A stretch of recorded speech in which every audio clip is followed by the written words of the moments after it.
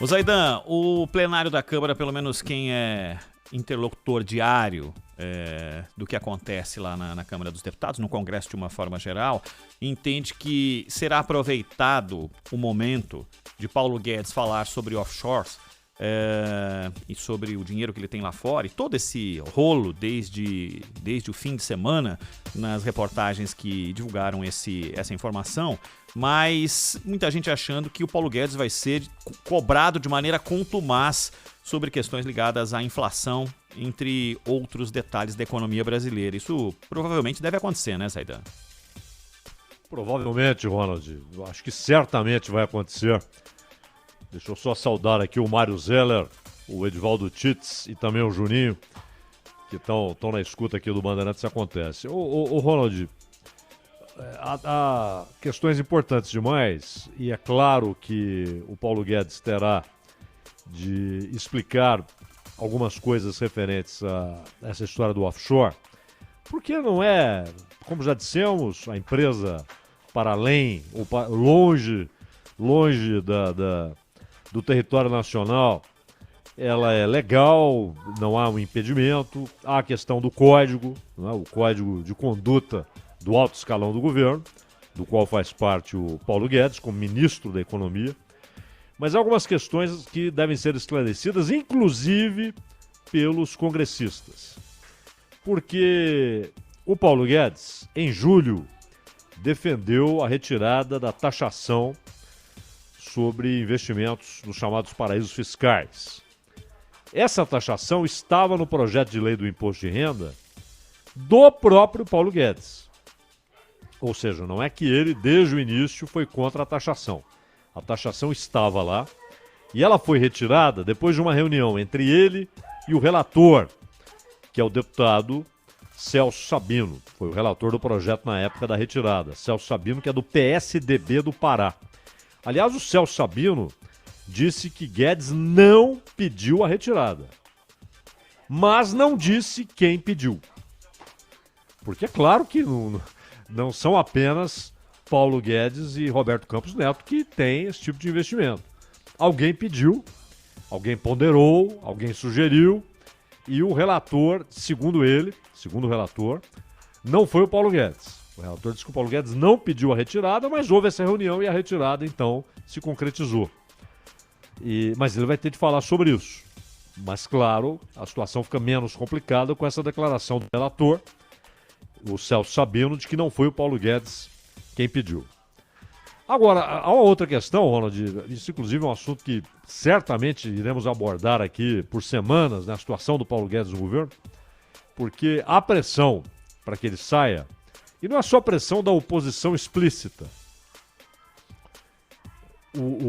As entranhas do poder são complicadíssimas, né? Pressão interna, né, Zaidan? Exato. Nós sabemos, desde os tempos do Juscelino, que o Brasil inventou esse dilema desenvolvimentistas e monetaristas. Como se as coisas fossem excludentes. Ou você se desenvolve ou você cuida do equilíbrio fiscal. Pelo contrário, as coisas são complementares. O equilíbrio fiscal costuma trazer investimento. E investimento é que traz desenvolvimento. Mas desde o Juscelino. E pelo jeito, Celso Furtado participou desse debate. E pelo jeito ele não é Mário Henrique Simonsen, Delfim Neto, Roberto Campos, o avô do atual presidente do Banco Central. Então, é um debate antiquíssimo, né? E não resolvido. Então você tem Rogério Marinho, por exemplo, ele hoje é identificado com a tal ala dos desenvolvimentistas, e o Paulo Guedes dos monetaristas, os que se preocupam com a condição fiscal. Mas tem de se preocupar, o Brasil tem uma dívida gigantesca, um déficit público gigantesco, administrável ainda, mas não... Com irresponsabilidades, ele vai se tornar inadministrável. E então, além da questão em si, do paraíso fiscal e da situação da economia, que esse é o calcanhar de Aquiles, né? Se a economia está uma beleza, se não tem inflação, se o desemprego está baixíssimo, não ia ter nem clima para ficar cobrando o Paulo Guedes. Mas a situação é muito ruim. Então, é claro que haverá fogo amigo, como dizem, né? Não será só oposição explícita, não. Gente que apoia o governo, ou que está dentro do governo, também dará seus tiros, Ronald. Dá para se ter uma ideia, Zaidan, como é que o mercado pode reagir diante dessa pressão? Porque a gente já percebeu em outros momentos que o governo cedeu a algumas pressões, né? Com o ministro das Relações Exteriores, com o ministro da Educação, com o ministro da Educação 2 vezes, né?